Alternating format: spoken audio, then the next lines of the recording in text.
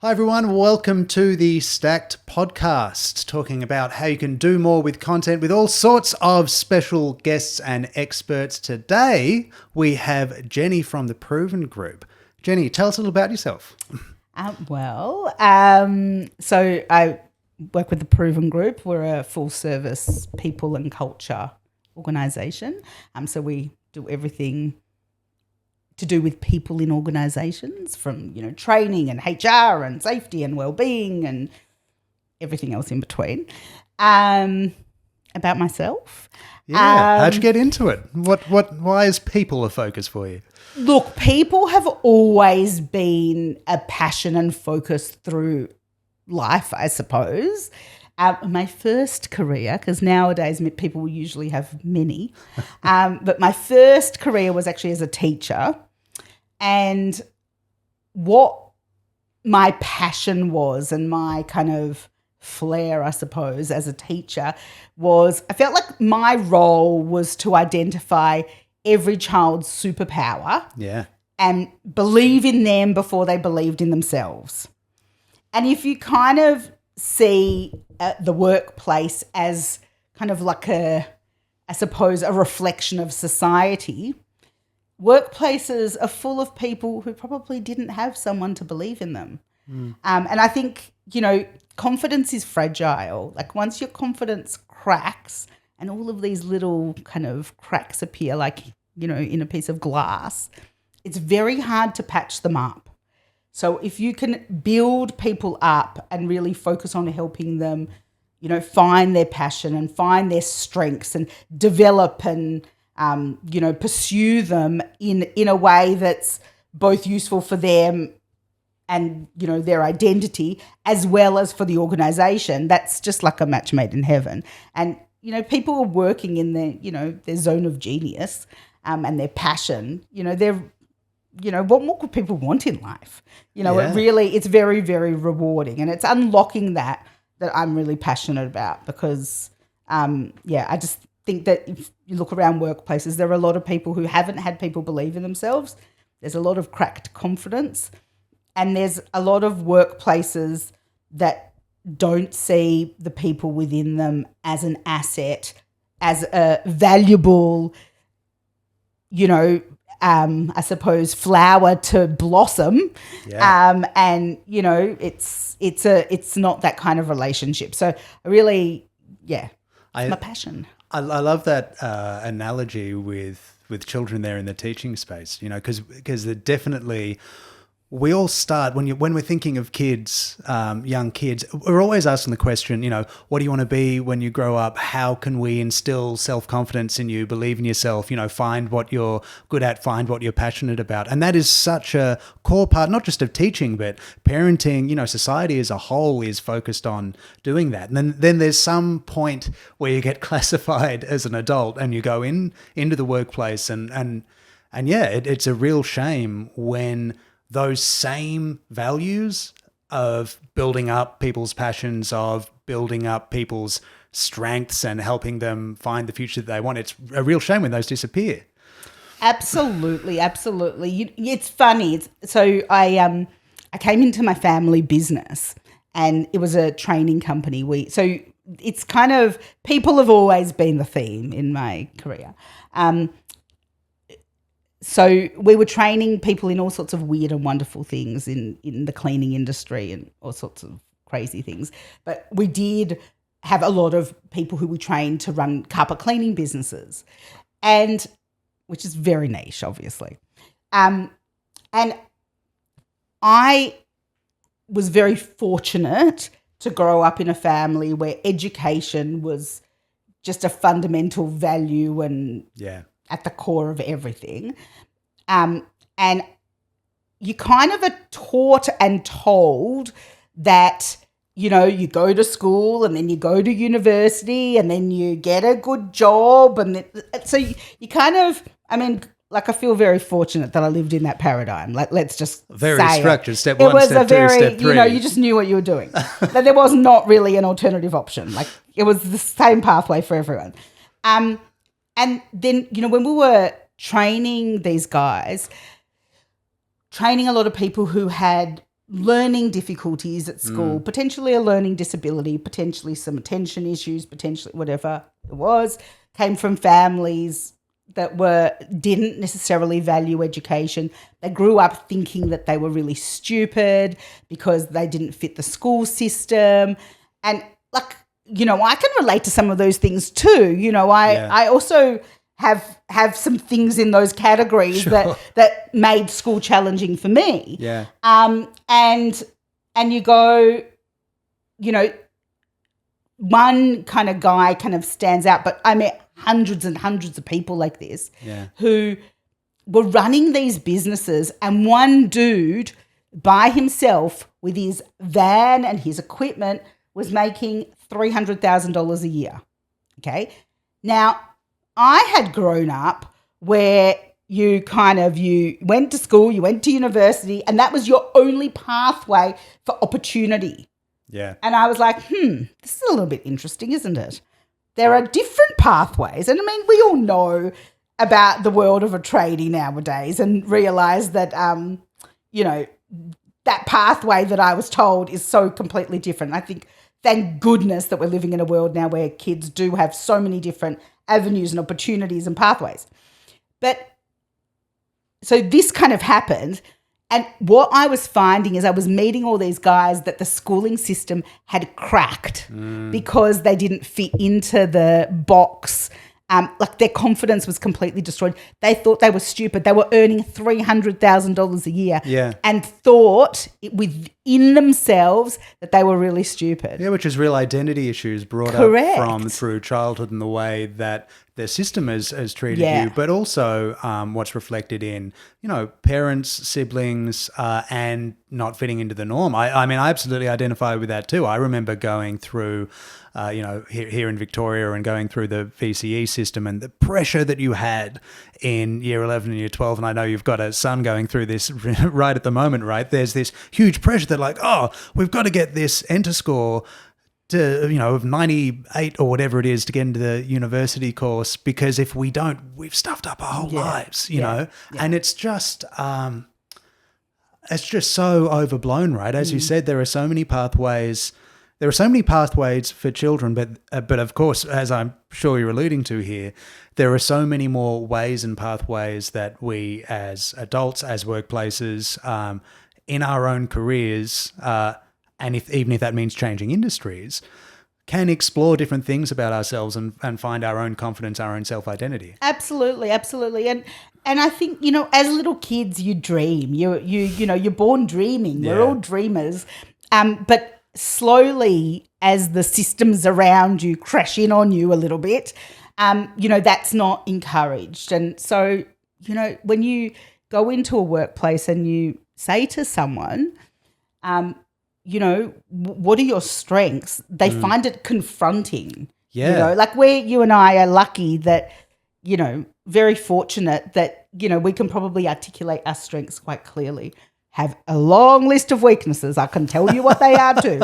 We don't have enough time to list all of our weaknesses. We do not. But, you know, we and I think really, you know, a lot of people who are you know, in the business world, you can articulate because, you know, you've seen your strengths of things that have allowed you to achieve certain things, and, you know, smack bang, you also see your weaknesses.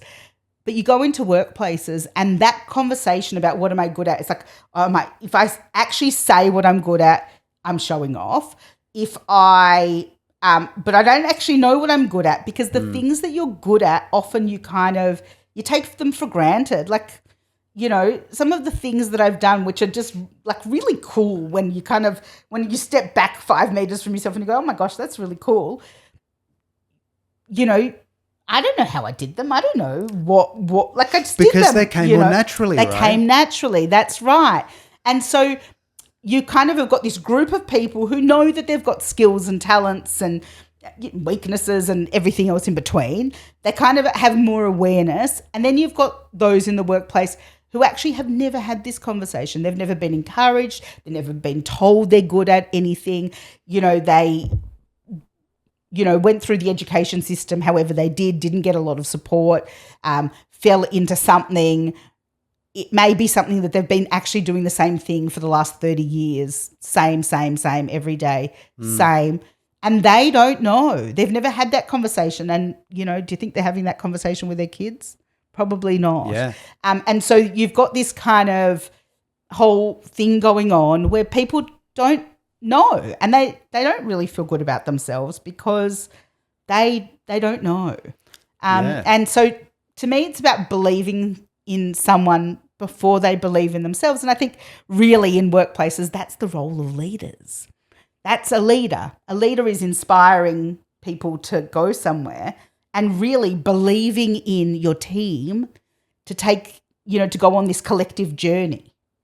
That to me is what workplaces are all about. That's the exciting part. Very succinct. Yeah. I love it. The concept of breaking the cycle, that's very true, right? I mean, we're talking about this in the context of a workplace, as a culture, an environment, a family, a support network, all those sort of things. And obviously the goal of the workplace at the end of the day is something to do with, profits and return on investment and sustainability of the business and all those sort of things. But when we can help people find their place, their self-identity, their confidence in their career and in the workplace, it doesn't just stop at how productive they are.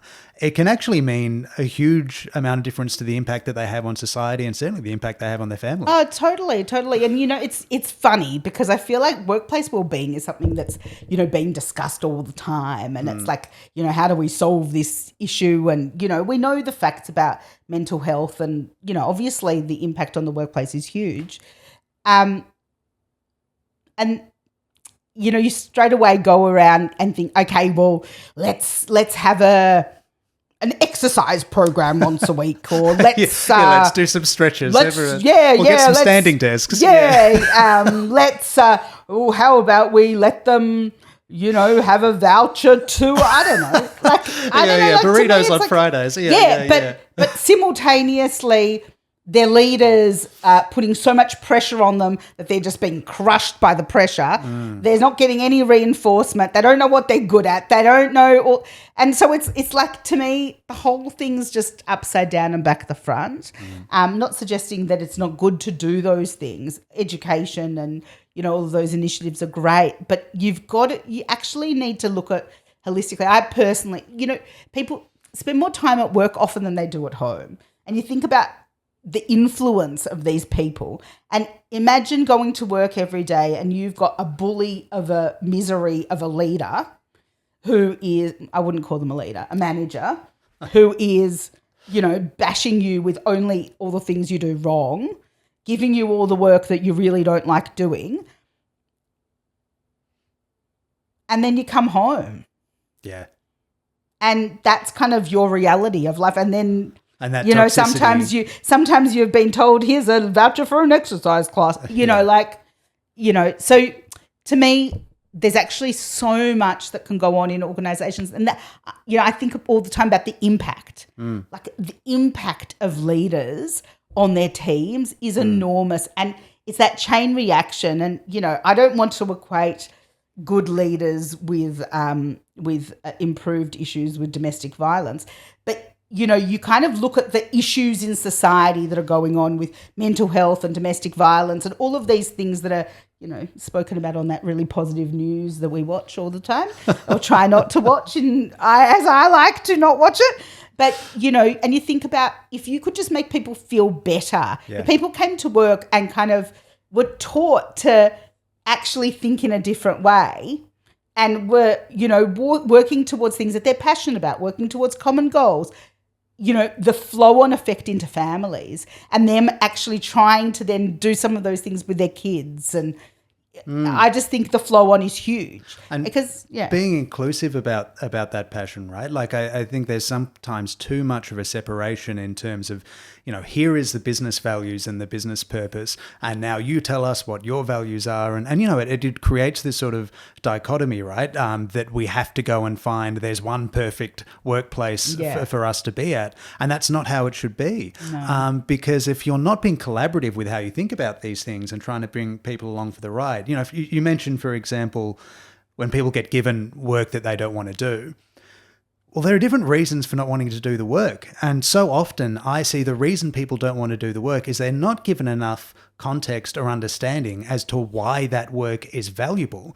They think it's stupid. They think it's useless. They don't understand how it's impacting or affecting or helping anyone else in the team or any clients or anything like that. So they think they're doing useless work. Of course they don't want to do it, but it's because the communication is broken down and we can't work within our values if we don't understand why we're doing what we're doing. Absolutely, absolutely. There's a few things. The one thing is that the exciting part is all workplaces have their own culture and their own values and their own ways. And whether you choose what that is, which requires investment of, effort, or you don't, the culture develops. So if you choose not to, or you don't choose not to, but you just don't, the culture still develops. So it develops around you. It's a bit scary what develops, but it does. The other thing is, I always love this story, is, someone came, it is a very famous story and a famous person. I'm not good at remembering those sorts of details. Sure. So, not my strength.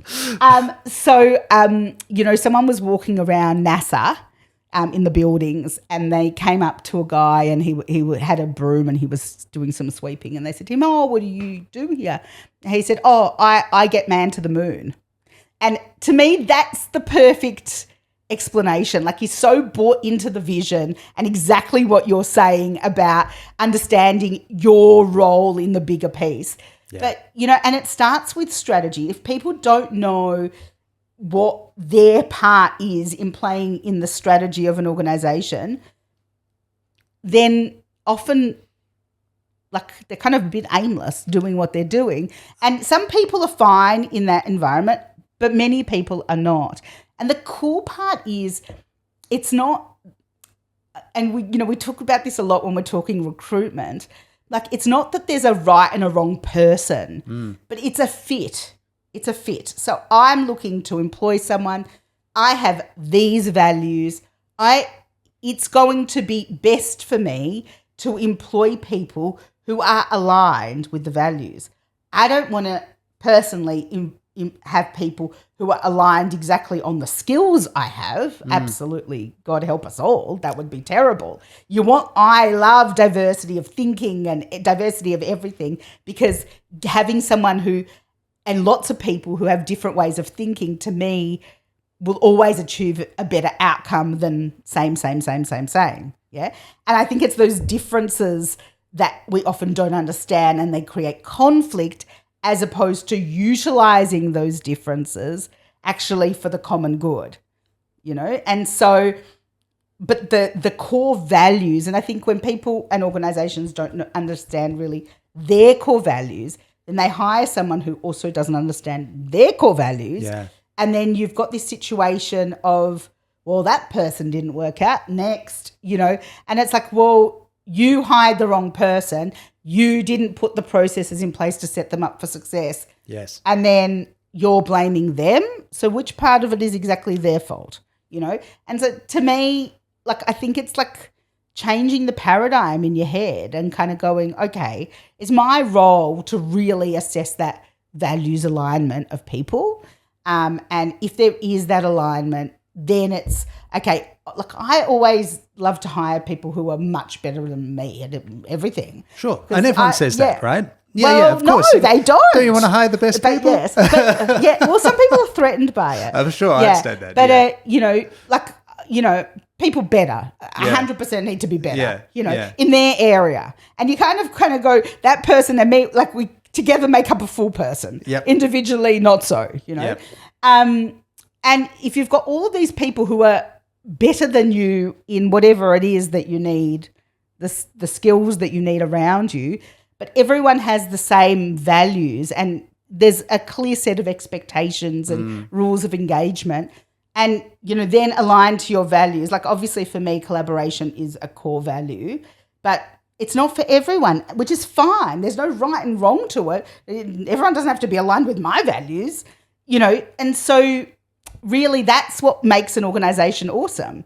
Yeah. And so if you don't put enough time up front in getting people who are understanding the organisation and getting people who are aligned, and then you don't then put the processes in place to set them up for success, then it does become disastrous. So taking time to define the culture, hiring the right people to build the culture in the direction that you want, and then defining, really clear processes for how you're going to uphold those, right? Yeah. I like what you said in terms of the accountability in the recruitment space, and whether that's external recruiting agencies or internally when you're, running job interviews or something like that.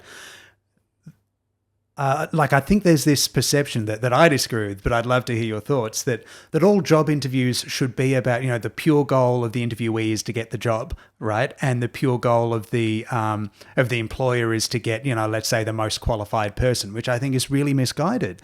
It should be an exploration, albeit an imperfect one, doing a job interview and what can you learn from 15 minutes and everyone's nervous and all that sort of thing.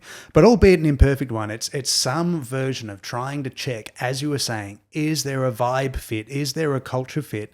Because if you are hiring people, just as you said, who they might be super qualified, but their values don't align, their ways of working don't align with your business, you're not doing them a favor by hiring them into a job that you're setting them up for failure because they're not going to fit in with the team. And just think about the wasted time. You've got a new person starting, everyone's spending all their time trying to bring them up to speed, and then they don't work out. And it's not just the wasted time, it's the deflated kind of team morale that goes along with it. Oh, another one couldn't last. Oh, another, at some point it's like, oh, maybe it's the organisation, maybe it's not the person. Well, it damages the culture itself completely. Just by having people leaving or being asked to leave regularly because it feels like it's disruptive. And it everyone starts, feeling a bit insecure, like, oh, exactly. Am I next? What was wrong with that guy? Exactly. It's really interesting. I think, there was a period of time where people were posting jobs and they were just getting no responses. And so they got really stressed. And so it became really strong candidates market.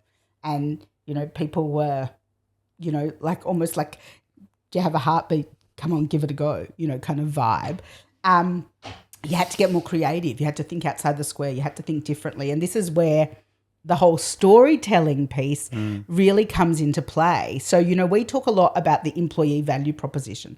So why, if you say, I'll choose something very exciting. Say you have an accounting firm. Sure. Yeah. And you're hiring an accountant. Every firm's going to have a different culture, different approach, different way they work with clients, different systems, different everything. Yeah. Different personalities, all sorts. Why would I, applying for a role, want to work with you as opposed to the 5 accountants down the road? Yeah. Who are also advertising for roles at the moment. And that, we call that the employee value proposition. And that there's so many things that make up the employee value proposition. And one of the most powerful things you can do is have a brand that shares your employee stories and your employee wins and your employee journeys and what are they passionate about and how are they demonstrating the values of the organisation and all sorts of everything else in between, but showcase that publicly, that they are the reason that others are going to want to come. People are going to see that and go, wow, that employee had amazing opportunities. That employee has had an amazing experience. Wow, I would love to go through that leadership training. I would love to work in a workplace that values collaboration. I would like to be in a workplace that just talks about their values. And someone cares about what they think and they're an employee. Maybe someone will care about me. So there is so much value in. Of course, there's always value in talking to your employees. That's a whole other story. Yeah. But actually showcasing that both internally and externally is just so incredibly powerful. And I think there's been a really interesting shift in that way. I think mentioning the internal element is really important. And because I actually really think that's only come to the fore, or people really understanding the value of showcasing it internally has only come to the fore in the last few years, sort of thing. Yeah. So, of course, the premise of the employer brand going out there and, okay, well, your audience instead of your customers is your potential employees. And, okay, so we're campaigning towards them. And then exactly as you're describing. So you're doing all those same marketing tips and tricks. We're trying to walk our walk. We're trying to show, social proof of like, this could be you as a customer or as an employee. And, it tells a story and you can see yourself in the story. But I think the internal lens, all those things become so much more real externally when they're lived and breathed internally. And particularly for larger organizations where no matter how well you run your business, how good your processes are and your culture is, there's an element of people working in their teams, within their departments. It's impossible to know what everyone is doing at every given time. So to feel connected to the broader business, the broader mission, but also connected to what that business is trying to do for you and others around you, that we are a team and we're working together, you do need to see and hear and feel some of these internal stories of other people succeeding and having their dreams come true and being proud of their work in a way that is more meaningful than, some terrible like internal blog with with just a headline somewhere, or, but that's actually talking to individuals about what does it mean to win that award? What does it mean to finish that project? What does it mean to get that promotion and actually have a relatable personal element to it? Yeah, absolutely. It's really interesting when we conduct employee surveys, and the biggest complaint about employee surveys is that no one ever sees the results. So but when you conduct these surveys in every organisation, communication comes up as an issue. Yeah. So communication comes up as one of the top areas that people are really concerned about. And, you kind of think, well, what can we do to change that? What can we do to help? And obviously as organisations get bigger, in some ways it gets harder, but what can we do to really really change the way this works? Yeah. So, and what sort of advice have you given? So, like, I suppose there's two elements. One, which we've been talking about a bit, is structure and definition around sort of the goals of the business, the culture, the values that we hold dear, and how we want to work towards those, making people aware of what opportunities there are within the organization. But in terms of getting that message across, what ways have you seen some of your clients do in terms of like, how do you actually speak to your employees so that it's not just their eyes glazing over at the CEO once a year saying, congrats everyone? Look, there are different ways, which I'll share a few thoughts. Yeah, and, please. I think what we've got to, though, realise is that different people, different employees, regardless of the position that they have, the way we all think is different. That's the reality of the world. And that's the diversity, the beauty of diversity. But some people need big picture. And it doesn't matter what their role is within the organisation. They need to understand the big picture of the organisation and where they fit into that and their piece within that. Let's go back to the, I help man get to the moon kind of vibe. So you've got those people. You've got people who actually couldn't care less. All they're interested in is, I need to do A, B, and C today, and that's what I'm going to do. So you've got this diversity of thinking. So, and then you've also got different learning styles and different communication styles. Some people like a dot point, some people like a verbose, some people, do you know what I mean? So you're kind of, when you're trying to communicate in the workplace, you're like, oh my golly, it's impossible to tailor it's really individually challenging. to everyone. It's really, really challenging. So you do need, first of all, to understand your people, and you also need different methods of communication.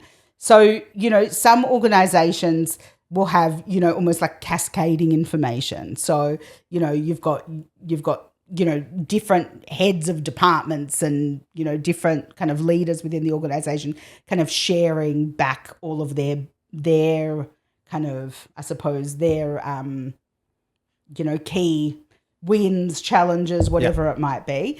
And then that cascades down. We're kind of coming into the age of what we would call radical transparency. So, radical transparency is, it goes back to the recruitment conversation that we're having. It is in every area. It's like, people are invested in working in an organization. They don't they're not, they need to be aligned. Really, most people haven't chosen to be in the CEO role or the other roles. They don't have the skills to be there. So even though people feel like they're being judged in those roles, generally there's actually a lot less judgment that they realize. I think people are more concerned about themselves than they are about anyone else. So everyone's kind of having the same thoughts but in different roles.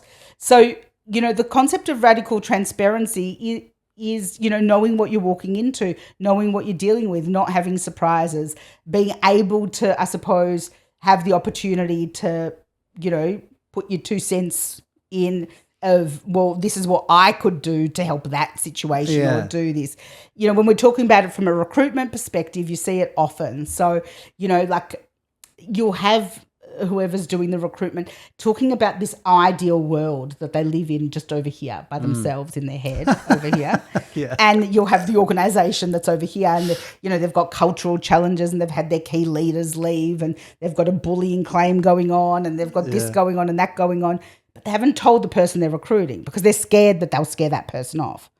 But what's going to happen the minute the person walks into the organisation? They will observe all of this going on. There are some people who actually like to be fixer-uppers, that official word. They like to fix things. They like to be part of the solution. Yeah, it's just like any relationship. Maybe I can change them, right? Maybe I can. That's it. But there are some people who really don't like that, and they find conflict and change exceptionally stressful. Give people the choice. You'll find the right person who actually will appreciate the current situation and the transparency, and so it flows through all communication in organizations. We're having a challenge with blah, blah, blah, blah, blah, whatever that might be. It gives people the ability to actually think about it and provide some potential solutions or whatever it is that they're going to do, And if people are going to leave, they're going to leave. People do leave, and that's okay. That's, I think the best thing, is to train people and upskill them and make them feel great about themselves. So they want to go on to their next career, which is bigger and better. Yeah. I know it's hard because you feel like you've invested in them. Yeah. But, to me, you want someone to walk out of the role better than when they came in. And I think that's where, coming back to radical transparency and the importance of that, it's where we link to those values ideas. So if we aren't transparent about where the business is at, what our values are, what the role is going to be, or what our personal strengths, weaknesses are, all of those sort of things, then it's really hard to connect on that value piece and move towards something in a unified way. Because I love the idea of radical transparency empowering you to make your own decision given the information that you've got. Absolutely. And, there's enough pressure in life that, we don't need to add more. I don't know, I generally want people to come to work and think they've had it's been really rewarding and impactful for themselves. And if they've had a hard day, that they understand, if there's light at the end of the tunnel and what it is, what the impact of that tough day was, did it help someone else? Did it help the organisation get through whatever it was?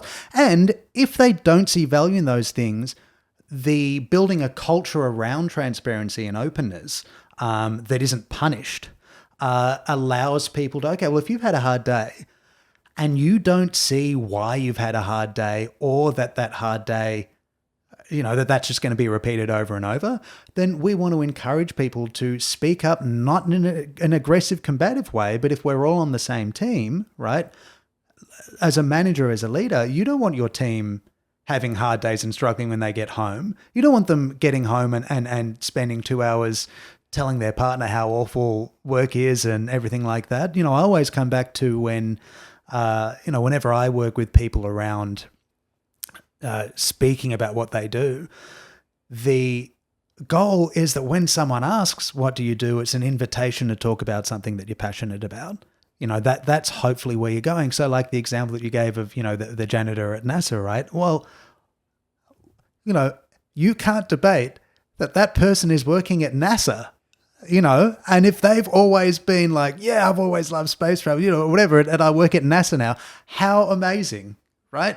And how incredibly interesting. I want to know what happens at NASA. Tell me about it, right? So I think being able to tap into that and then go to your other example, like the accounting firm, that's where I think that carries through.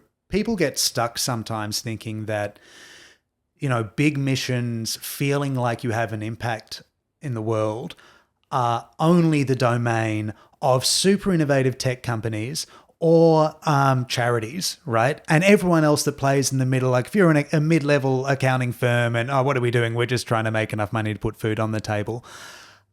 I think that's just not trying hard enough. No. And it's interesting because the next generation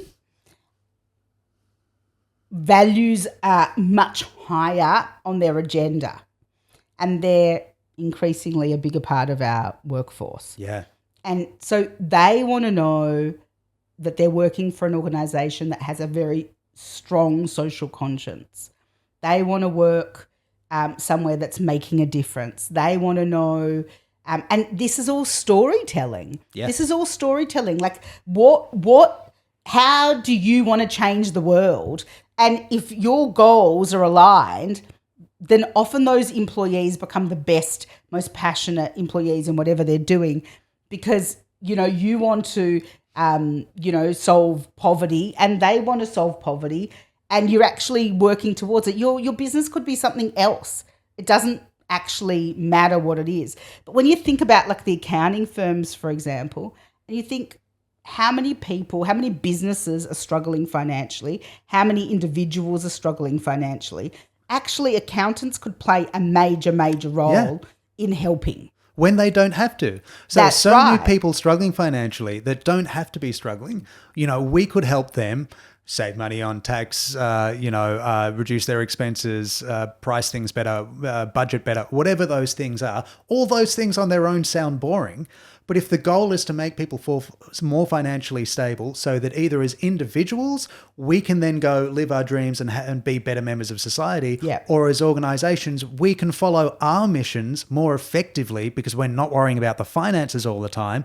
What a great goal to support and enable everyone else. Absolutely. And so this is where it's important. It's important to understand, why do we exist? What are we trying to do? And not everyone's going to be, this... but we genuinely as an organisation, yes, we want to help organisations, of course, be more profitable and achieve their strategic objectives and so forth. But we really want to inspire the individuals to, really be inspired, and for us, that is an incredibly valuable and impactful flow on to society. So the impact that we can make is really huge. There's like a ripple effect. There is, particularly for people in leadership roles. If you can be an effective leader and inspire confidence in everyone in your team, then you've had an impact on everything that they do and everywhere that they take their career and share those things. Like that ripple effect is so true in every interaction that we have and the way that we put our business together. I want to jump back to what you mentioned, the younger generation, so like Gen Z and beyond, let's say, and that regularly comes up, in our line of work when we're playing with content and stories generally, but in particular, when we are talking about like internal communication, employer brand, how do we bridge the gap between what Gen Z values, what older generations sort of value, how they interact with each other, and in particular how they actually engage with content and stories, what they're looking for. Like, what sort of advice have you given people in terms of connecting with Gen Z? Well, I mean, talk to people and build relationships is probably a good one. But I think historically, every generation complains about the young generation coming up. Sure. So there hasn't actually been a time where it's like, oh, this 18 to 25-year-old group is really... These are the bad ones. These are the real goodies or baddies. Sure. There's always complaints because they're kind of at this time in their life where they don't really have a lot of responsibilities and they're these free spirits and a little bit self-absorbed and think they're invincible and whatever else, And so, but knowing that the concept of impact is generationally so important to them, it's really thinking about, well, don't do it. If it's not important to you, don't do it, But the reality is you need to look deep inside and within the organisation, because you've got this group of people coming through the workforce who do care about it and want to know, is this organisation that I'm working in, what are they doing to make a positive impact on humanity, on the planet, on whatever it is that you've chosen as whatever it is that you're passionate about. That's a really big thing. The other thing is the whole, I don't know if balance is the right word, but like that whole work-life, whatever you want to call it, flexibility, let's call it. And a lot of people, I had to do the hard yards and I had to work till 9 o'clock at night and whatever it is. In some industries, it's worse than in others. And these people just know, like that's, that work-life balance is really, really important. So it's about thinking about, well,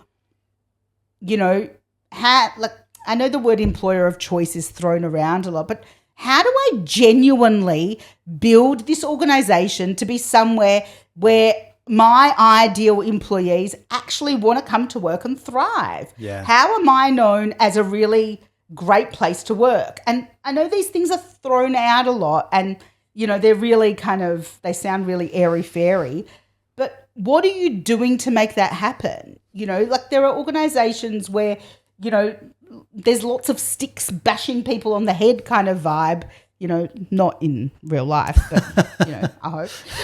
Figuratively. Exactly. But, it's actually, and so this comes to one of my favourite topics of conversation, which is around performance. And, we've got a really strong, I think a lot of organisations don't have a strong philosophy around people. So they don't have a strong philosophy around what's our philosophy towards leadership. You come into the organisation, you've done a leadership course over there and you've had some hands-on experience and you're okay, you did okay. And this person over there's done this course over there and that person did subject at university and whatever, yeah? So you've got this eclectic group.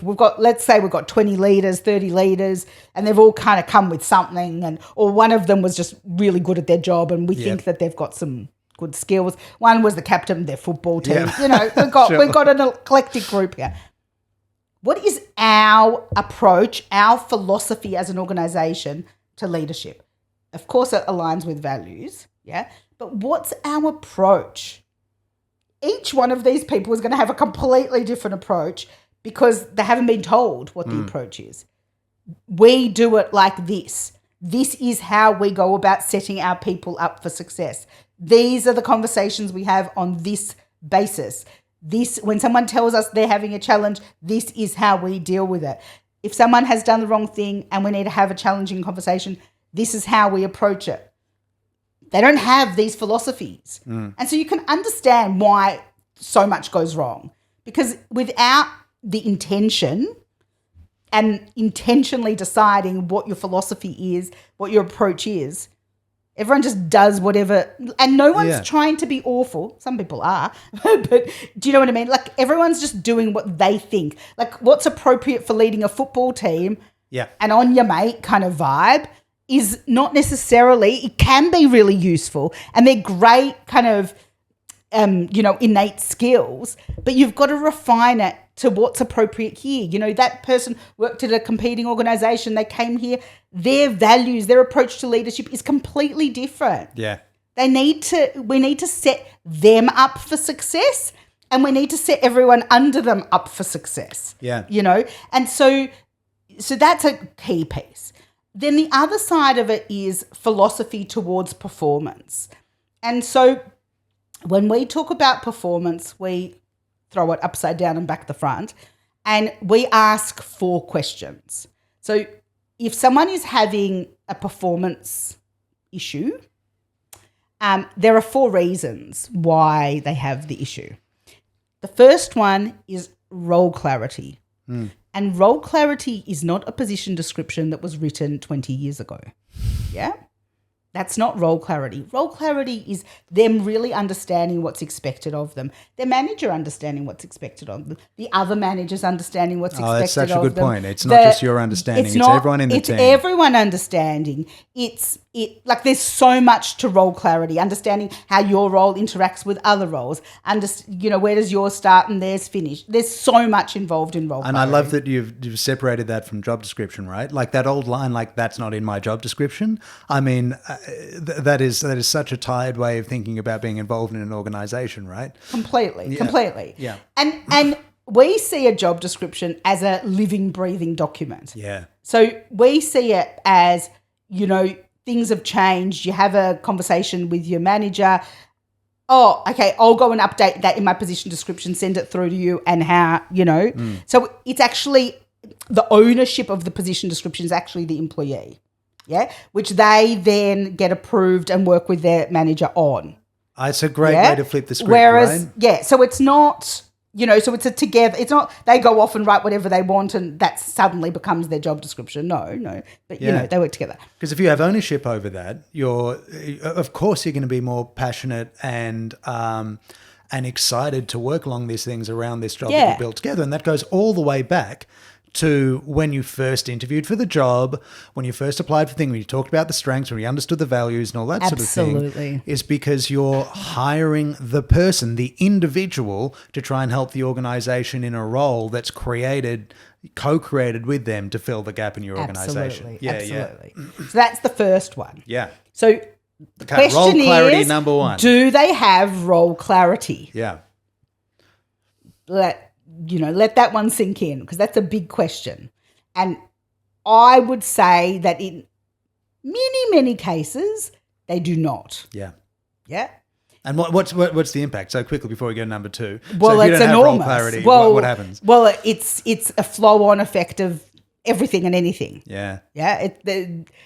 Everything can turn to disaster. Yeah. Because if you don't have role clarity, how do you feel if you're doing a job and someone else is actually doing the same job, but neither of you know, and suddenly you collide and you've done it this way and they've done it that way. You've put your heart and soul into it and invested and it's like... Because you've got invested and now there's conflict with someone who had... There's and no it's not reason their conflict fault there. and it's not your fault. It's no one's Yeah. fault. It's no one's fault. So there's all these things that happen just because of this. Yeah, because you're either doing the wrong thing, you're not doing the right thing. Yeah. You're doing the right thing, but someone else is doing the right... Like, there's so many different ways. There's so many variables. And it's, or like you've got a situation where, there's your manager is like, no, this is definitely the priority. This must be done. And then some other person from the organisation comes to you and says, I need this urgently. Can you help me with this? And it's like, okay, hang on. I'm one person. Which is to say role clarity is deeper than just saying... here are the skills that I can execute on. It's to go, why are those skills important? What are you being held accountable to that's going to help the business so that you can, be part of those conversations? And then as you were saying before, it's not just clarity of your role, it's clarity of the role that's everyone directly engaging with you in the team so that, when something falls on your plate that doesn't seem to fit or that you don't have the skill set for, who you should be asking for help right? Absolutely. And collaborating with. Absolutely. Yeah. And for a lot of people, role clarity is also how does it fit into the bigger organization? How does Yeah. it fit into the strategy? Yeah. Okay, so that's the first one. So first we ask ourselves, does the person have role clarity? The second one is ability. And ability isn't they're just born knowing how to do it. I mean, you hired the person or you inherited them from someone else who hired them. But, ultimately, often people are not given a process of how to do something. And look, let's be honest, we don't have time necessarily always to develop processes, written processes especially, for everything. But the person can definitely do it. Do they have the skills to do it? Do they, have we pushed them beyond their skills? Do they need some additional learning and understanding? We're talking about technical skills, but we're also talking about interpersonal skills, emotional intelligence, communication, all of these sorts of things. So, we're talking about a strategy, a business strategy, for example, where we want to be known as the most innovative company in the world, but no one has been taught to collaborate. Yeah. Yeah? To innovate, you need to fail. You need to make mistakes. You need to collaborate. All of these things need to be able to happen. Yeah? But they don't have the skills, the ability to do that. Yeah? So do they actually have the ability to do what we're talking about? I actually really like how you've separated ability and skills there, and because the ability, can I do that thing right now? One, do I have the skill set to do it? But then two, is there the processes in place, the tools, the time and capacity that I'm given, et cetera, to actually do it and do a good job? It's not good enough. We're about to get onto that one. Yeah, right. It's not good enough just to hire people who have the qualification. That's right. And also, even having an understanding of themselves and understanding of the people around them. Do they understand people's communication styles, people's thinking styles, people's, learning styles? Do you know what I mean? We're not ticking boxes, Yeah. So that's the second one. Do they have the ability? Yeah, so let's keep running through them. So everyone's going to learn them at home. Role clarity. Ability. The third one is environment. And that's a big E, very big E. So you've got the physical environment. Yeah. So and I'll give you a really good example. The whole neurodiversity world's kind of blowing out of control at the moment, and there's so much awareness and education and learning about it. There are people who, and this is not just neurodiversity, but that adds that extra challenge. Yeah. There are people who cannot focus if they're working in an environment with a lot of noise. Sure. Or there are people, don't know when you like that, who are really loud, and really struggle to work in open plan type environments. Yeah, because they feel like they're being disruptive. They're loud, they're talking to everyone, they spend more time at the water cooler than they spend doing anything else.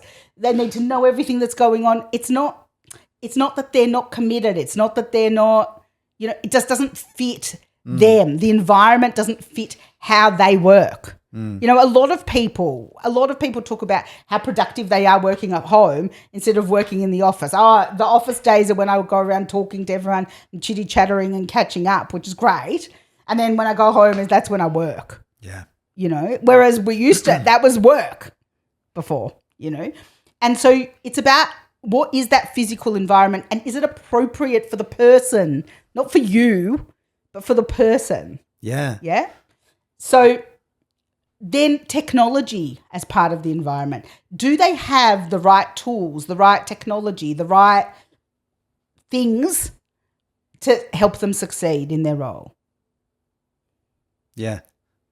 It makes me think of, the square peg round hole sort of idea. And if the organization, we've got this big organization, we've got holes in our business that we need to fill, right? So we've got these gaps and we need to employ people to get in these holes, and the pegs are the people, right? But everyone's different. There are round pegs, square pegs, triangle pegs, whatever, all that sort of thing. And, even thinking back to when you were talking about school, the old way of looking at school and looking at the workplace was, the holes were what they were, how we built the organization. This is how organizations are. This is what workplaces look like. This is what school looks like. So we spent all our time trying to change the pegs, trying to change the people so that everyone is just the same. And we know it doesn't work. Yeah. Even if it has a semblance of working, it is losing out on all of this opportunity around, the diverse workforce that we can have. Absolutely. And how productive people can be if they're trying to just fit into the norm. So we now, with new technology and new understanding socially, we have this ability to not just try and change the pegs all the time, but try and adapt the holes, the gaps that we have in our businesses to suit people who are going to be effective that we bring in. Absolutely. And then you think about, think back to, all of this that we've just discussed with role clarity, ability and environment, and think of the emotional intelligence required of leaders. Yeah. Yeah. To understand themselves, understand their people, and understand that whole, relationship that goes on there. It's just, there's a lot. Yeah. And when you're talking about environment, we're also talking about the culture. You walk into some organizations and you can kind of cut the tension with a knife. There's been a lot of poor behaviour that's been allowed or whatever you want to see. Yeah, there could have been redundancies recently. It could be, one person who's just made a humongous negative impact who really wasn't aligned, whatever it might be. Yeah. And then you have all of this impacts on the individual. So, so you're asking yourself, is the problem anything to do with role clarity? Do they have full role clarity? Is there anything here to do with the ability? Yeah. So have we trained them? Have we upskilled them? Have we set them up for success? Yeah. Is there anything to do with the environment? The fourth one is motivation.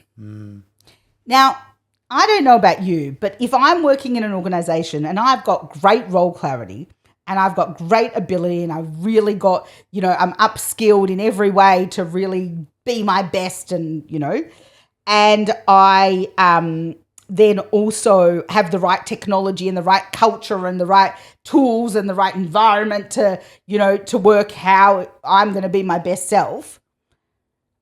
Am I likely to be unmotivated?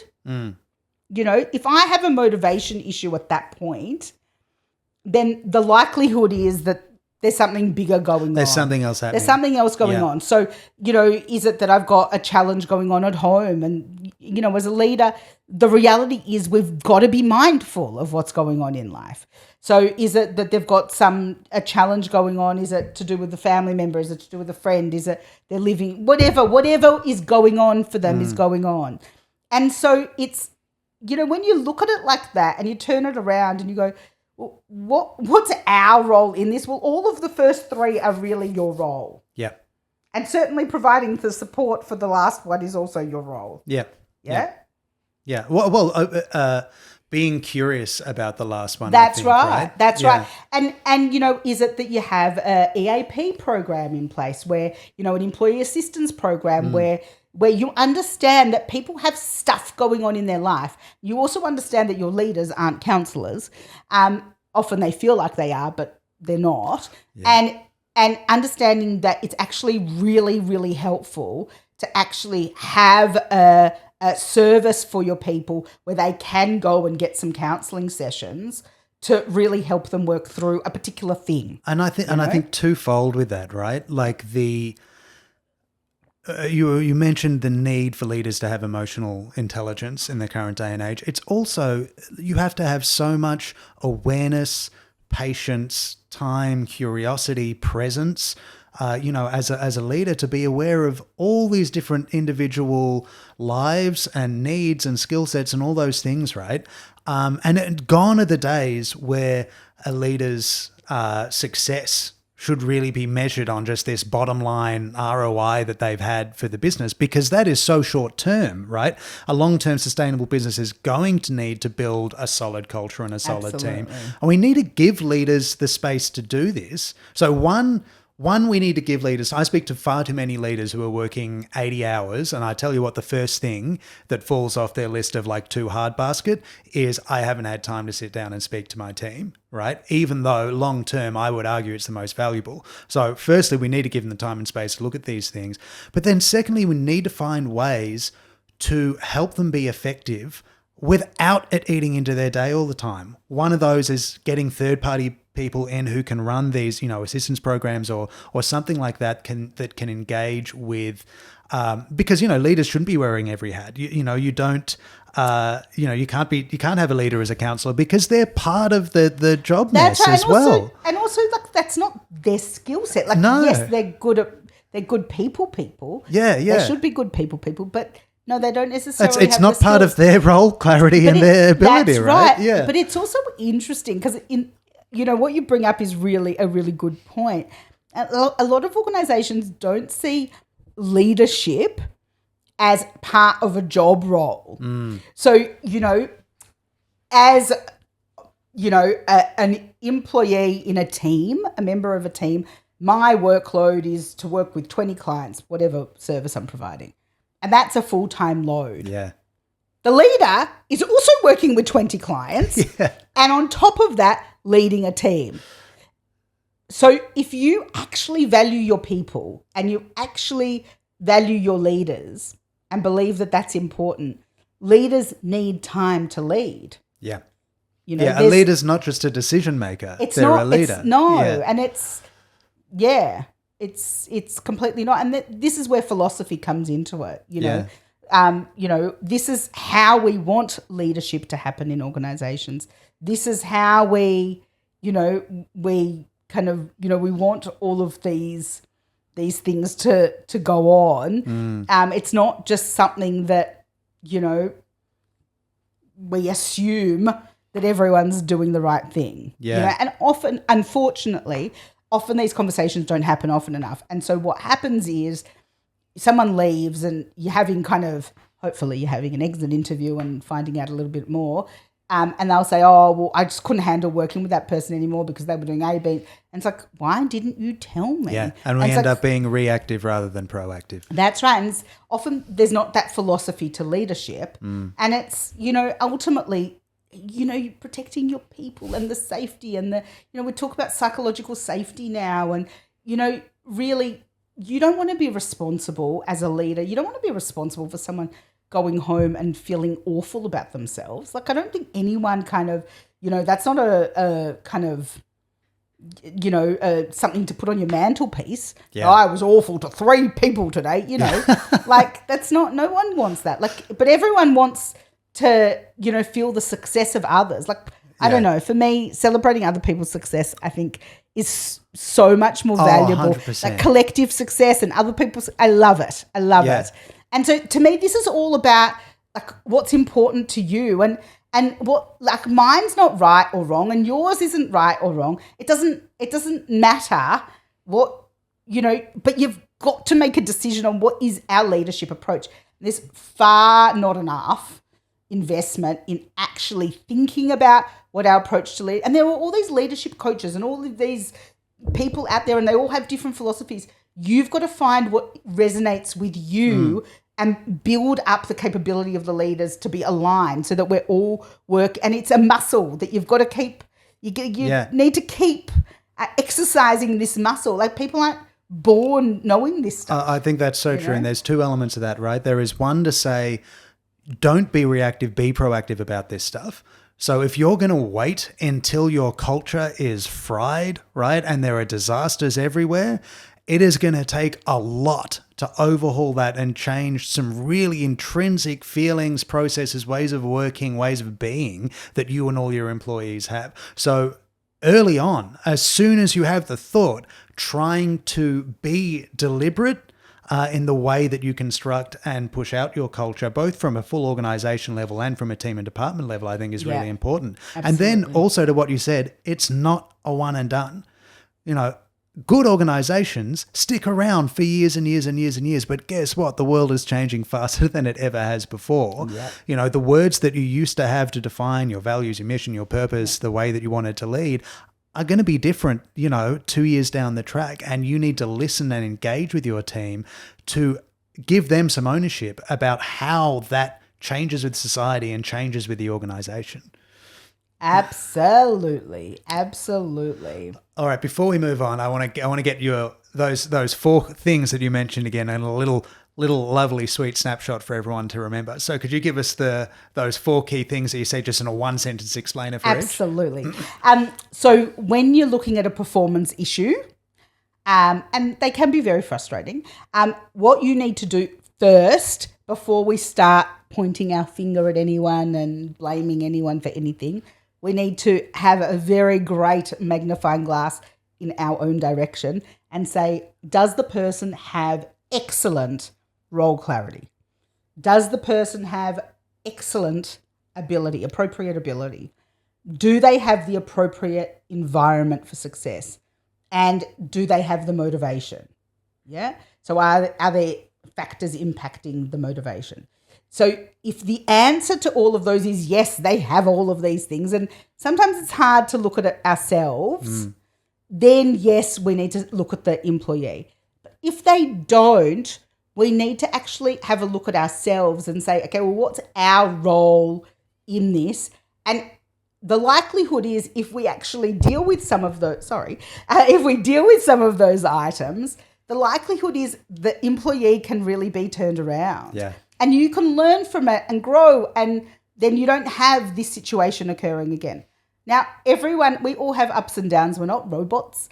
We all have our ups and downs in life, and it's about noticing those and kind of being there to support one another, because performance is going to go up and down based on what's going on in life. Yeah. Yeah. And taking accountability, right? Absolutely. On both sides. If you want your Absolutely. employees to take accountability for their role and what they're achieving and their return on investment for the business, then we've got to take accountability for our relationship with that employee and Absolutely. giving them the role clarity, giving them the, what else do we have again? The ability, giving them the environment to work in, and giving them the motivation. And I like what you said before as well. Like if the motivation isn't there, the motivation heavily influenced by the other 3. And if the motivation is the one that isn't there, it's all about talking with your employee, understanding, being curious with them as to what's happening at work and why they're struggling. Absolutely. And there's a very different thing about being curious and being demanding, because the other element of that is you need to create a culture and a space where they feel okay being vulnerable, being transparent, and that they're willing to share and ask for help when they need it. Absolutely, absolutely. And sometimes, it's the end of the journey with a particular employee, not because anything's gone terribly wrong, but because they've got other goals and dreams they want to achieve. Yeah, 100%. All right, a couple more topics and I'll let you go. I want to talk, we've been talking a lot about sort of the employer brand side in terms of how we go through recruitment and hiring people, and then we've talked about how we deal with problems in the workplace. Double clicking on that sort of idea that we're asking a lot from leaders here and larger organizations with how they structure all these things. When you were looking at things like training, things like onboarding, things like sort of how you bring people into the business and explain the processes, but you can't have one person going around one-on-one speaking to everyone. You need to be able to have some sort of content that makes this a bit one-to-many, a bit automated. What do you think is the trick to making that sort of stuff effective rather than everyone just falling asleep and ignoring it straight away? I think, and think back to a job where you came on and there's a lot of overwhelm. Like when you walk into an organization, you don't realize, but an organization has a particular way of kind of doing everything. And you don't know it. You don't know any of the rules of engagement. And some are very important and hardcore problems, and some are completely insignificant. And what could be from your last job to this job could be completely the opposite. Yeah. So you kind of walk in, you don't know any stuff. So I like to ask questions. I like to think about, so first of all, I think it's really useful to know how do people learn and take in information and what's useful for them. I remember my husband years ago had this job, and he knows that he isn't a great auditory learner. Yeah. That's not his way of processing information. And he had this woman training him, and she was just blurting 100 things at him, all in very close sequence with each other. And he was just like he knew there's just no way I'm going to remember what you're talking about, because that's not how I learn. And so he had a notepad and he was furiously writing down the steps of what he had to do and what happened and whatever. And she got so angry with him, and she was like, why do you keep writing down everything I'm telling you? And it's like, and great example of what not to do, But I think there's that element, yeah? But also I think it's great to talk to people who have recently come in and actually ask them, what would you have found really useful to know when you started that we didn't share with you? I love the way that you've just phrased that. So the question wasn't, what did we do wrong, right? Give us some feedback. What did you or didn't you like about the video or anything like that? The question was, what else could we have told you? How could we have told you that would have been better for you? You know, and then you can follow up with why and dig in a little more. Absolutely. And I kind of look at onboarding, another one of my favorite topics. But I kind of look at onboarding as it's like a cake. It's got lots of layers. And you've got at the top or the bottom, I'm not sure which one. You've got it could be a smash cake. But you've got the organizational stuff. So you've got some organizational onboarding that every single person coming into the organization needs to know. And that's a little bit about, the organization, its history, very short, sweet. They need to know. They don't need a lot of information day one. So I think a lot of it is thinking about, what do people need at what time? What is important? Day one, our goal is for them to come back day two. Yeah, great. So you're battling the overwhelm by saying, look, we know over the course of the onboarding, there's a lot of things to take in and to remember and learn and understand. Yeah. But onboarding doesn't all have to happen on the one day. No. Because one, it's overwhelming trying to take that much information in at once. Two, you haven't been involved in the organization enough to understand why it is valuable. You haven't explained the problem. There's no context. That's right. You have no context. And so day one, you want to set, everything is, you want to set people up for success, And so you've hired this person, and so it's kind of interesting because depending on the role, this is really going to differ. Because I heard a story recently of someone at a very senior level with a lot of experience coming into a role, and the person who was onboarding them drip-fed information to them because, you're new. But it was almost professionally offensive. Yeah. It was I've done this 100 times in another context. So, Yeah, absolutely. I don't really need my professional I don't need my professional information to be drip fed to me. I can actually take it all on today. Yeah. And sometimes it's calling that out and giving people the option, right? That's it. Yeah, giving them context for why they need it. And then sort of, as you said, say, look, give them different ways to engage with it. Whether it's here's all the things, watch that over a period of time, or when you get up to this, make sure you have, or That's it. And also kind of understanding that when someone starts, there's a lot to take in. So sometimes they might just need to sit and just process. Yeah. And different people take on information in different ways, and different people, some people can cope with volume information, some people can't, some people, there's no good, bad or ugly. Your goal is to set the person up for success. So you, as the person who is in charge of their onboarding, want to do it in a way that's going to work for them. It's not about you, it's about them. Yeah? Yeah. So the leaders really need to understand, how does this person learn? And what is this person's natural behavior style? How do they like chunks of information? Are they a very detailed person and they want every encyclopedia and some given to them? You're going to have such a variety of people. And so it's really about being able to adapt all of these concepts together, which is not really the easiest thing to do. Sure. Like, there's a lot of kind of understanding people Yeah. that is required, and understanding different learning styles and different thinking styles and different behavior styles and different, the person who's doing, really putting this together really needs to be a people expert, you know. And so, and this is where emotional intelligence, also comes into it. But then really looking at, okay, well, what do they need now, and what do they need, like, is it the sort of job where you really just need to hit the ground running? And I always find, look, I've done a lot of work in franchising. I love franchising. And I just find it so fascinating that I can't get my son to put, he'll probably kill me now. Anyway, I can't get him to put his washing in the washing basket. Yeah. But he can almost run a KFC store. Yeah. Yeah.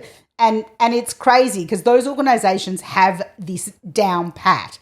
Information is chunked, and I actually found the way they did onboarding really, really fascinating. He started at one KFC and then he went to another, and they had two different approaches. I thought it was really, really interesting. So one was, they had kind of like this trainee. It wasn't a formal traineeship, but kind of, they went through this process. And they, first they did, front of house. And so, you were the person who stood there taking the orders, and they learnt how to do that and all of the different aspects of it, and, dealing with the Uber and other delivery drivers and so forth, and, whatever else you need to do. What do you do if there's downtime and whatever? There wasn't really downtime, but, and then they went to go, okay, well, this person, has is really bubbly and so forth. We're going to, now train them how to do drive-through. Yep. And so then they go through that process and train them how to do drive-through. And so you kind of consolidate and do a couple of shifts and, learn how to do that. And like, you're getting people who are zero skills. Yeah. They have done nothing. Yeah. Turned 15, the next day got the job. Yeah. Zero, nothing. Stuck in the dishwasher Absolutely. with a lot of screaming. Yeah. Kind of vibe. Then it was going and learning how to pack all the stuff, and that actually is the most stressful job. When the drive-through people, order, and you've got the people run around and get everything. You get the people at the front who are ordering, and there are things that actually are made fresh on order. And when it gets really busy, keeping up with that, if someone orders a very large order, keeping up with that and not having people waiting is really stressful, apparently. Yeah. So, who would think? So there's, and they work them through really gradually. It's not like you come in and one shift you're doing this and then the next one you're doing that and no one showed you. And, they've got a plan of how they do it. So they chunk the information down. And obviously, depending on your level of experience, and, I think people who are starting out in the workforce, in some ways, it's so you have such an ability to influence their whole idea of work and really help them. Well, it helps you understand how all those roles play together, right? Like, you have a lot more 100%. empathy for the people doing the packing. That's the stressful job. If you learnt about that for a couple of shifts, if not did it yourself for a couple of shifts before the drive-through, absolutely. So and if you take those concepts, like, things need to be broken down. You kind of go, well, what information do they need day one? What information do they need week one? What information do they need month one? Do they need to go, like, have we got specific technologies and things? Because a lot of that is really stressful. Like, I can't get into my email. I can't, like, just basic stuff that people, when they start a job, find really, really stressful. They haven't got, they're going through onboarding, but their computer, it's day 5 and they haven't received their laptop. Yeah, yeah. It's that kind of stuff that causes people to have extremely high anxiety. And also, they're just starting at the job. And so that impacts the whole way that they're going to engage with the organisation forever. Absolutely. Yeah. And remember, starting a new job is very anxiety provoking at the best of time. So your goal is to set them up for success in the calmest way. Like, ultimately, we know that you don't know how we do things. We want to help set you up for success. We want you to ask. We want you to say, can you explain it again? We want you to challenge, but we want you to, whatever you need to know, It doesn't matter. Yeah, being calm, empathetic, transparent, sort of, as you're saying. Right. And encouraging just clear, direct conversations, That's exactly right. So I think when we're talking about, like, ways of consuming information or learning and things like that, but how do we do that? Like, literally just asking, even if you can't fill the request, is going to mean something to someone. Absolutely. So if I turn around and say, like, how do you, how do you like to consume information? Like, you just want like the quick dot points and sort of work it out yourself, or are you someone who like really likes to get into the details and all that sort of thing? Well, maybe they say, I just like the dot points and then play with that. And you might then go, look, we don't actually have that, right? So all I've got is this sort of giant document, and I'm sorry, that's all we've got right now. And like, that's what we're going to have. But I've noted that's what you want to do. Like, as you go, if you have some ideas of how we can improve that, please let us know. I'll take that on board. Like, you take some ownership of how the next person's going to come on and all that sort of thing. 1 year down the track, next employee comes in. I'm like, oh, hey, Bill, I know that you're someone who likes just the dot point things. We still don't have a really good system of it, but this guy is just coming in. He says he engages with things the same way. Would you mind butting up and helping him out? And you guys can come up with a new process Absolutely. that, now everyone's got ownership of where it's going to go. Yeah, absolutely. Yeah. The other piece of the onboarding, which I just think is so critical and completely not done, is regular check-ins with the leader. Sure. So right, not just with the staff, with the leader. Yeah. So the check-in with the leader and their staff. Got you. Yeah. I understand. Yeah. So to me, it's almost like tuning a radio kind of vibe. It's how are you going and because if you kind of go, okay, our onboarding goes for 3 months, say, sure, and I'm going to check in with them then. Yeah. Like, there are a couple of adjustments. So how's your onboarding? I still didn't get my computer. Exactly. Yeah. So it's about going, okay, what's working? What's working for you? And then for the leader to say what's working for them in terms of what they're seeing, what's not working for you, like where do you have more questions, what do you need more of, what are you confused about, do you need, like that conversation can't happen enough in those early days. I agree. Like it's daily at the beginning and then goes to weekly, but it's actually a structured conversation just about what's working, what's not working. And then the leader also having the opportunity to provide the feedback. I've noticed you're doing this really well. I'd really like you to think about blah, blah, blah. And could you think about this in a slightly different way? It's not an issue. It hasn't become a big hoo-ha. The person hasn't... Yes, because we've been proactive. We've been proactive. That's right. We've encouraged open conversation. I want to hear where you're struggling, what's frustrating, and I'm going to be honest about where I can help and where it's like I hear you and I'll note that down and we will look at it, but we can't do anything about it today. So instead of people getting stuck at these items where, they're stuck on this frustration, they're just angry about it, just giving them a place to vent and discuss it, air it, feel heard, okay? And, when we can act on it, we can act on it. At the very least, I hear you and I hear that that's important to you and I'm going to take that on board and we're going to try and do something about that down the track, right? Absolutely. But for now, don't let that be the blocker for the rest of your day, for the rest of your onboarding. Yeah. And that goes both ways. So, people who've been hired in a job, they need to be clear about where they need support, where they're frustrated and all that sort of thing. And, same with the leaders in terms of saying, look, the role is this, we still need to get to this level. How can we help you get there? Whatever's happening right now isn't working, so let's work together to fix it. That's exactly right. And it's that process often and open at the beginning that really, really helps the process. So it's really keeping that open and then going, okay, well, who do we need to bring in? If this person training you isn't working, it's not anything wrong with that person. It's not anything wrong with you. It's just a different style. So is there someone who's more similar in style, who works more similarly to you that might work better? It's kind of just trying to let's, kind of everyone come in with the best intentions and actually help set the person up for success. Yeah. Yeah. Okay, we are woefully over time. Yes. But, that's because we have fun talking. Is there anything we haven't touched on, Jenny? Any stories on the tip of your tongue? Any topics, before we wrap up? Well, you did ask me as I sat down on this very comfy couch.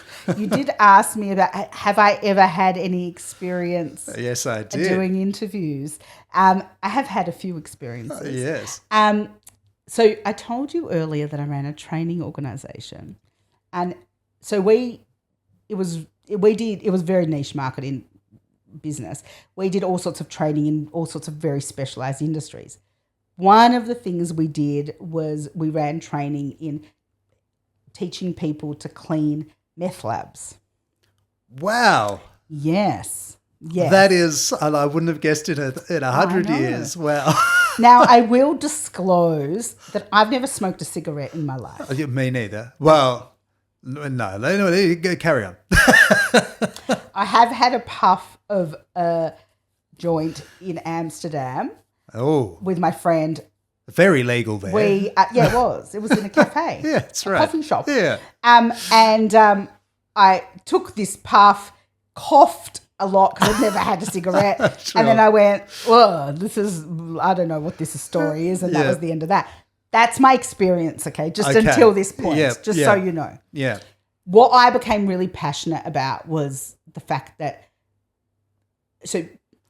essentially the story is people come into properties of all kinds, chuck all of these chemicals together, which are never meant to be put together, and the impact through the process is some meth is created. Yes. And there's different types of meth and different if you've watched Breaking Bad, if you want more details, jump on Breaking Bad. Well, that comes into my story. So I've been involved in a whole filming of a whole documentary on the topic and all sorts of things. So yes, I've done quite a bit of interviewing. But I was contacted by the project and they said, we want to talk to you about meth labs. And I was like, sure, my favourite topic, please. Yeah. And so I came in and so it was interesting. So I was interviewed by Charlie Pickering, who I happened to go to school with. No. Yes. I don't know if that makes it way cooler or like somehow less exciting because you knew I don't who know. he was. Well, I'm like, That's amazing. Anyway. Did he remember you? No. Oh, come on, Charlie. I know.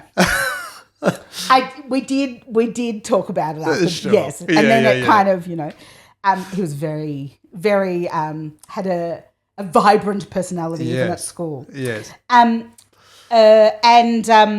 They didn't tell me. They told me we were going to be talking about meth labs. Yeah. But they didn't tell me any more context to it. And as you can see, I kind of come in and I'm like, okay, I'll talk about whatever you want me to talk about. Yeah. And so they said to me, with Breaking Bad coming out, there's actually been an explosion in meth labs. Like, well, not literally, both. Oh, yes, figuratively and literally. physically. There's been a lot of more meth labs in, being busted. And they said, so have you watched Breaking Bad? And I was like, no. It wasn't that I wasn't interested in watching Breaking Bad or, it was just like, when you're running a business and you're doing a lot of things, I don't know. Sure. I don't know. It just wasn't. It just hadn't gotten to it yet. Yeah. Didn't come to me. Yeah. So we had, in our training facility, we actually had a mock meth lab set up. And so often when, different crews wanted to do something, like they would actually come and film it at the training facility. Fascinating. It was weird business. Yeah, it was fun. We did all sorts of crazy things. But that's my crazy interview story. It was and I thought here we were having an interesting conversation about culture, but you've been on the project talking about meth labs. I have. Crazy. All right. Yes. There is one last thing that we have to do, which we do on every episode that I'm just going to get ready. All right. I'm going to play you a clip. All right. Have you been watching TV over the last sort of 10, 20 years at all? Not Breaking Bad, obviously. Not a lot. Like, my son will say if it involves being a love show, a rom-com, then yes. And that is about it. But I can try. These ones are a bit more like advertisements, TV commercials. All right. Yes. So I occasionally get one or two. So, they're a medium difficulty, but don't feel bad if you don't get all of them for sure. All right. I'm going to play you a clip. So it'll be like 15 seconds long and it's going to be 4 different recognisable parts from jingles over the last 10, 20 years. At least one of them I reckon is super hard. But maybe you'll get one of the other 3. So have a listen and then see if you can get back to me the 4 different brands that we're talking about. All right? I'll just make sure I've got a bit of volume here. My phone's a bit old. We've got some of our equipment out. But here we go. I can play it again if you want, but see if you can do it in one go. Look down, back up. Where are you? You're on a boat with the man your man could smell her. Hello. Frank Walker from National Tiles. The last one's a bit muffled, which I think is hard. Do you want Frank Walker from National Frank Tiles. Walker is the second one for sure. I'll give you it one more time, see if you can get the others, all right? So have a listen to this first one. I'll play them all through in a row. Look down, back up. Where are you? You're on a boat with the man your man could smell her. Hello.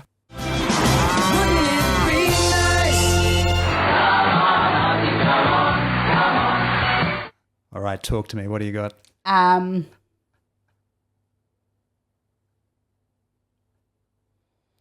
I know the third and fourth. Okay, tell me the third and I know fourth. they're familiar. They're familiar. But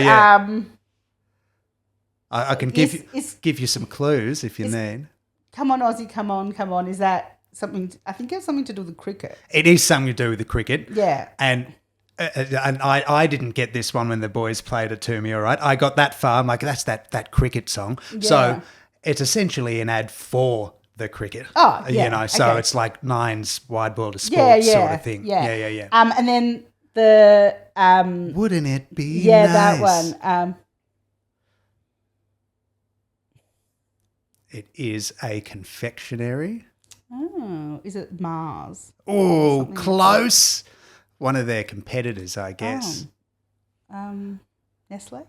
Oh, one more. What's another chocolate? Oh, I don't know. Lindt? It's Cadbury. Oh, Cadbury. Oh, yes. But close enough. You got very close with that one. The first one, a bit too difficult. Any ideas? No. First one was Old Spice. It's that Oh. one of that guy and he's standing on a horse and, you know, looking all manly and all that sort of thing. Well. Yeah. Anyway, thanks for playing. That's Pleasure. our little jingle game. Jenny Boymal, thanks so much for joining us here on Stacked.